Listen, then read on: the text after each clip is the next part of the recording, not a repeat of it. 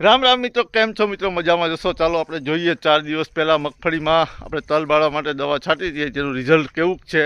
દવા આપણે છાંટી હતી આઈરિસ અને 18મા દિવસે છંટકાવ કર્યો હતો. ચાલો તમને બતાવું કેવું રિઝલ્ટ છે તે દવાનું.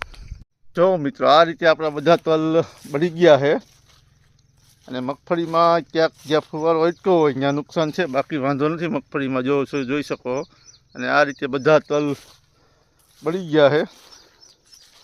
એટલે તલમાં તો દવાનું રિઝલ્ટ સારું છે, કેમ કે આ બધા ઘાટા એકદમ તલ દેખાતા હતા તે અત્યારે અમુક તો જો હાવ ભરી ગયા છે. અને મગફળીમાં તો ક્યાંક ભાગ્યે ડાઘ પડ્યા છે.